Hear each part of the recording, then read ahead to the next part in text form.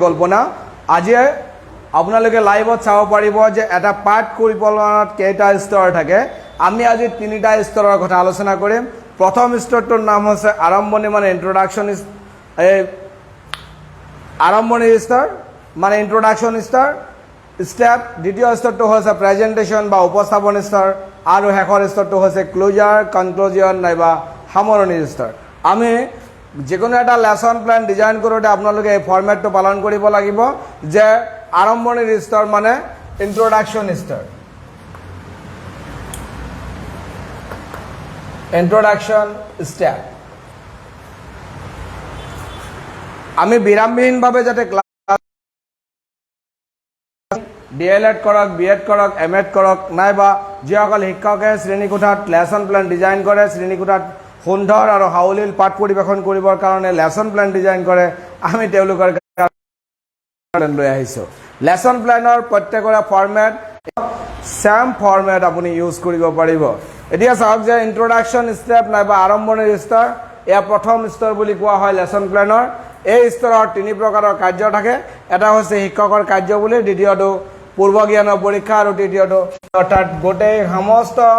general TLM আৰু specific শ্ৰেণীকোঠাত প্ৰৱেশ কৰিব ছাত্ৰ ছাত্ৰীসকলে গুড মৰ্নিং উইশ কৰিব নাইবা গুড আফটাৰনুন উইশ কৰিব শিক্ষকগৰাকীৰ কামৰ লগত ছাত্ৰ ছাত্ৰীসকলৰ কামৰ সম্পৰ্ক আছে শিক্ষকগৰাকীয়ে শ্ৰেণীকোঠাত সোমাই ক্লাছৰুম মেনেজমেণ্ট কৰিব ছাত্ৰ ছাত্ৰীসকলে প্ৰিভিয়াছ নলেজ টেষ্ট অৰ্থাৎ পূৰ্ব জ্ঞানৰ পৰীক্ষা ল'ব পূৰ্ব জ্ঞানৰ পৰীক্ষা লোৱাৰ সময়ত টিচাৰগৰাকীয়ে যি টপিক নিৰ্বাচিত কৰিছে এইটো সকলো সাবজেক্টৰ ক্ষেত্ৰত একেই হয় যি টপিক নিৰ্বাচিত কৰিছে এই টপিকছৰ ওপৰত বেছ কৰি ছাত্ৰ ছাত্ৰীসকলে যাতে গৰাকীয়ে ডিক্লেয়াৰেশ্যন কৰিব যে কোনটো বিষয়বস্তু বাছনি কৰিছে এই বাছনিকৃত বিষয়বস্তু এই টেক্সট বুকৰ পৰা ছাত্ৰ ছাত্ৰীসকলে উলিয়াই ল'ব টেক্সট বুক প্লাস নোটবুক কাৰণ ছাত্ৰ ছাত্ৰীসকলে যেতিয়া টেক্সট বুকত থকা বিষয়বস্তু যদি ক্লাস 45 পৰা 7 মিনিট সময় ইন্ট্ৰোডাকশন স্টেপত আপুনি খৰচ কৰিব লাগিব তাতকৈ অতিৰিক্ত খৰচ কৰিলে আপুনি টপিকছৰ মূল যি ডিসকাশন আছে সেইখিনি কিন্তু কৰিব নোৱাৰিব এইখিনিতে আপোনাক আৰু এটা কথা সংগতি থকা কথা কম যে টিচাৰ প্ৰথমে আপুনি কি কৰিব লাগিব হাত মুখ ধুই নিজকে হাজু কৰি তুলিব লাগিব যেটোক আপোনাৰ এই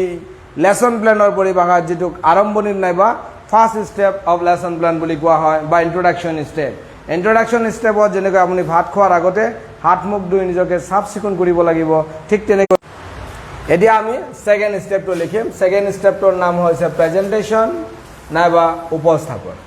ইয়াতেও কেইবা প্ৰকাৰৰ কাম আছে এই কামখিনি আপোনালোকৰ সন্মুখত আমি দাঙি ধৰিম যিসকল শিক্ষাগুৰু নাইবা যিসকল টিচাৰ্ছ ট্ৰেইনি আমাৰ ক্লাছ চাই আছে তেওঁলোকে আমাৰ ক্লাছ ভাল লাগিলে লাইক শ্বেয়াৰ কৰিবলৈ পাহৰি নাযাব আৰু আমাৰ ক্লাছ বেয়া হ'লে আপোনালোকে আমাক কমেন্ট যোগে জনাব আমি আগলৈ আৰু ইয়াতকৈ ভাল কৰিবৰ কাৰণে প্ৰয়াস কৰিম আপোনালোকৰ অকণমান সহাৰিয়ে আমাক আগলৈ আগুৱাই যোৱাত যথেষ্টখিনি সহায় কৰিব সেকেন্ড পাৰ্টটোৰ নাম হৈছে স্টেপটোৰ নাম হৈছে উপস্থাপন স্তৰ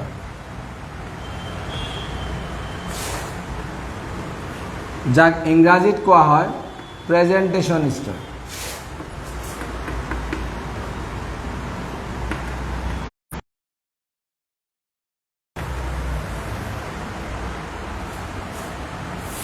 এই স্তৰত সৰ্বাধিক ভাগ আছে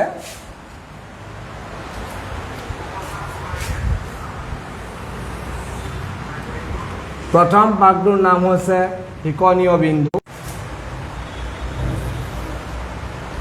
তাৰ পিছত হৈছে শিক্ষকৰ কাৰ্যাৱলী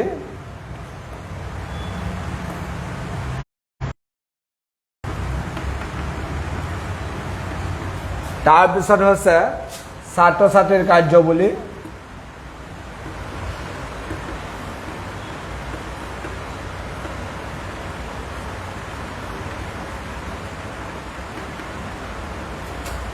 আৰু প্ৰেজেন্টেশন স্তৰত আপোনাৰ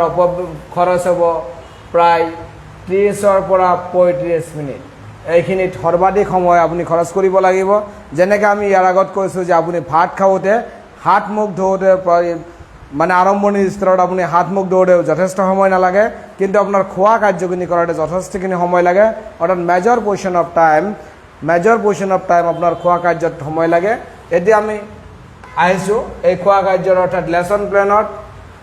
দ্বিতীয় ষ্টেপ যাক উপস্থাপন স্তৰ নাইবা প্ৰেজেণ্টেশ্যন ষ্টেপ বুলি কোৱা হয় এইখিনি হৈছে যথেষ্ট গুৰুত্বপূৰ্ণ ষ্টেপ যদি এটা পাঠত আমি আকৌ কৈছোঁ ৰিপিট কৰিছোঁ যে এটা পাঠত যদি এটা ক্লাছত যদি আপুনি 45 মিনিট সময় আপুনি পাঠ পৰিৱেশন কৰিব লাগে তাত কমপক্ষে 30 পৰা 35 মিনিট সময় আপুনি এই প্ৰেজেণ্টেশ্যন স্তৰত আপুনি খৰচ কৰিব লাগিব এতিয়া শিক্ষণীয় বিন্দু মানে আপুনি যিটো টপিক সিলেকশ্যন কৰিছে যিটো বিষয়বস্তু সিলেকশ্যন কৰিছে টপিক নাইবা বিষয়বস্তু যিটো সিলেকশ্যন কৰিছে সেই বিষয়বস্তুৰ নাম ইয়াতে আপুনি লিখিব লাগিব যে বিষয়বস্তুৰ নাম আপুনি লিখিব লাগিব ইয়াতে বিষয়বস্তুৰ লগত সংগতি থকা আপুনি বিশেষ উদ্দেশ্য আপুনি লিখিব লাগিব ইয়াতে বিষয়বস্তুৰ লগত সংগতি থকা বিশেষ উদ্দেশ্য আপুনি লিপিবদ্ধ কৰিব লাগিব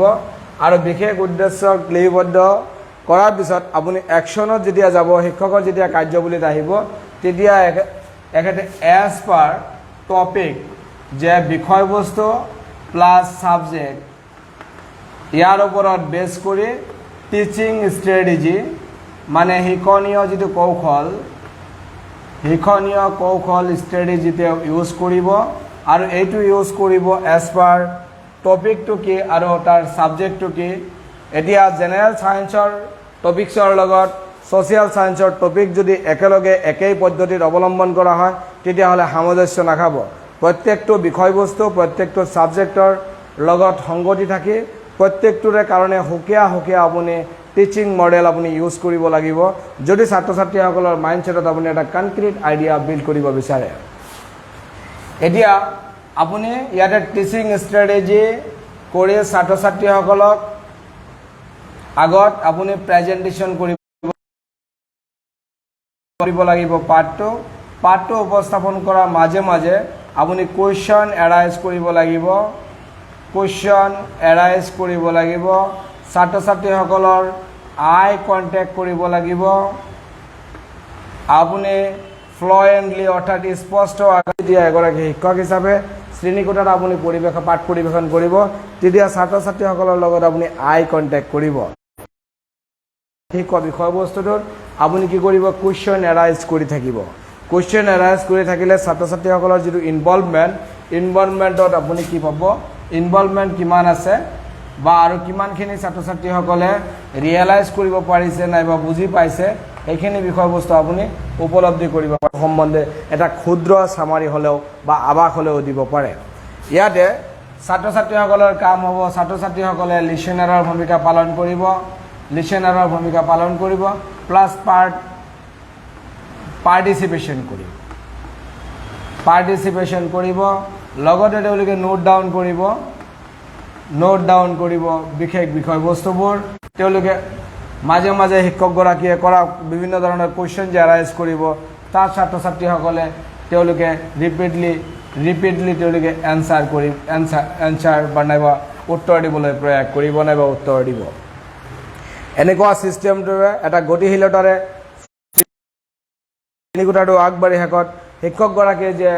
চামাৰি দিব নাইবা কিবা প্ৰশ্ন হয়তো লিখিব দিব পাৰে লিখাৰ পিছত ছাত্ৰ ছাত্ৰীসকলে এতিয়া ক্লাছৰ সময়ত এতিয়া চমু চাপি আহিব কিন্তু এই যে টোটেল ক্লাছটো কৰিলে স্পেচিফিক এটা টপিকছৰ ওপৰত শিক্ষকগৰাকীয়ে গোটেই নাইবা উপযুক্ত এটা টিচিং কৌশল ইউজ কৰি শ্ৰেণীকোঠাত পাঠ পৰিৱেশন কৰিলে পাঠ পৰিৱেশন কৰাৰ পিছত শিক্ষকগৰাকীয়ে এটা ছাত্ৰ ছাত্ৰীসকলৰ মাজত নতুন এটা জ্ঞানৰ আভাস হ'ব হঠাৎ এই টপিকছৰ ওপৰত তেওঁলোকৰ এটা জ্ঞানৰ গভীৰতা বৃদ্ধি পাব আৰু যাক কোৱা হ'ব যে আউটকাম অফ দ্য চিলড্ৰেন অৰ্থাৎ লাৰ্ণাৰ্ছসকলে এটা বিশেষ আউটকাম লাভ কৰিব এই স্পেচিফিক টপিক সম্বন্ধে যি স্পেচিফিক টপিক নিৰ্বাচিত কৰা হৈছিল সেই স্পেচিফিক টপিকৰ ওপৰত ছাত্ৰ ছাত্ৰীসকলে ফলাফল লাভ কৰিব ইয়াত আপোনালোকে লিখিব লাগিব যে ছাত্ৰ ছাত্ৰীসকলে বাছনিকৃত বিষয়বস্তুৰ সম্বন্ধে এটা নিৰ্দিষ্ট আভাস লাভ কৰিব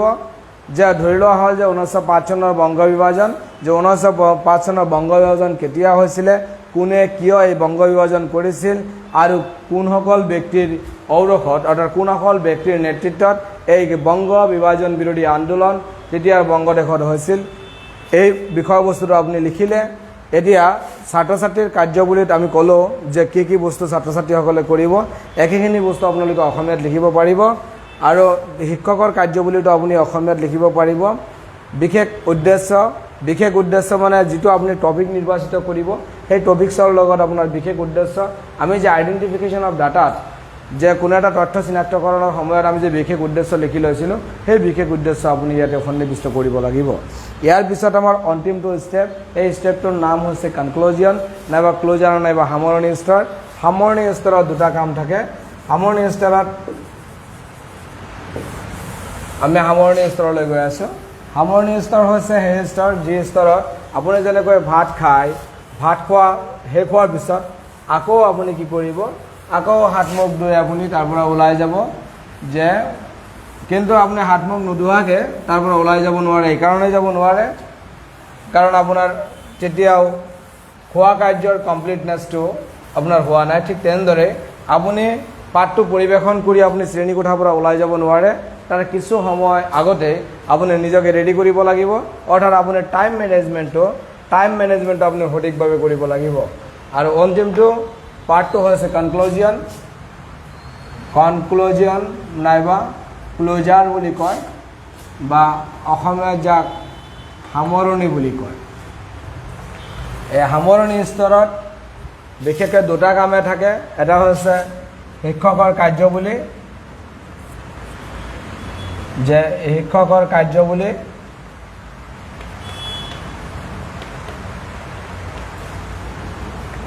আৰু দ্বিতীয়টো হৈছে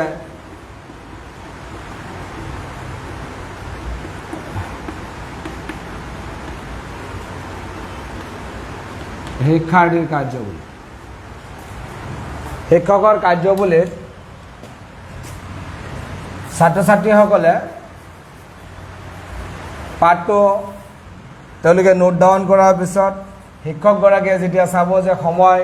ছুটি চাপি আহিছে অৰ্থাৎ 45 মিনিটৰ যদি ক্লাছ তেতিয়া 40 মিনিট ক্লাছ অতিবাহিত কৰাৰ পিছত শিক্ষকগৰাকীয়ে সামৰণি স্তৰত শিক্ষকগৰাকীয়ে ছাত্ৰ ছাত্ৰীসকলক উদ্দেশ্যে হোমৱৰ্ক অৰ্থাৎ গৃহ কাৰ্য দিব এতিয়া গৃহ কাৰ্য দিয়াৰ কাৰণ আছে কাৰণ ছাত্ৰ ছাত্ৰীসকলে গৃহ কাৰ্য এইখিনি সময়ত ছাত্ৰ ছাত্ৰীসকলে গৃহলি আকৌ তেওঁ হাঁহি মুখেৰে ছাত্ৰ ছাত্ৰীসকলৰ পৰা বিদায় ল'ব আৰু ছাত্ৰ ছাত্ৰীসকলে বিদায় জনাব যে ছাত্ৰ ছাত্ৰীসকলে উইশ কৰি বিদায় জনাব এতিয়া আমি সামগ্ৰিকভাৱে এইখিনি পিৰিয়ডত অৰ্থাৎ সামৰণি পৰ্বত ছাত্ৰ ছাত্ৰী শিক্ষকগৰাকীৰ কাম হৈছে তেওঁ ছাত্ৰ ছাত্ৰীসকলক উদ্দেশ্যে গৃহ কাৰ্য দিব যাতে সেই সংশ্লিষ্ট পাঠটো সম্বন্ধে ঘৰত গৈ পঢ়িবলৈ বাধ্য হয় TLM নাইবা টিচিং লাৰ্ণিং মেটেৰিয়েল আছিলে গোটেইখিনি মেটেৰিয়েল তেওঁ সজাই পৰাই ল'ব আৰু ইতিমধ্যে বিদ্যালয়ৰ এই শ্ৰেণীকোঠাৰ বিদায়ৰ সংকেতধ্বনি বিদ্যালয়ত বাজি উঠিব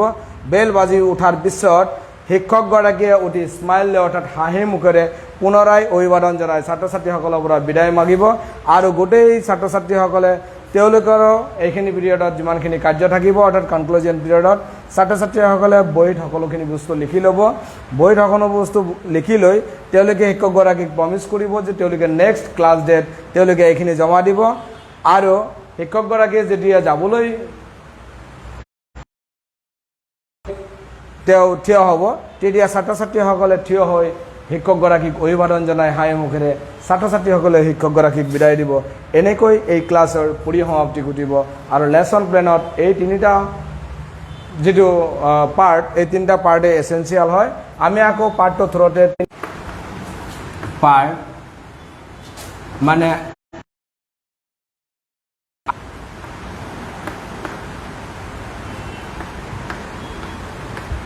सेकेंड पार्ट तो होसे प्रेजेंटेशन पार्ट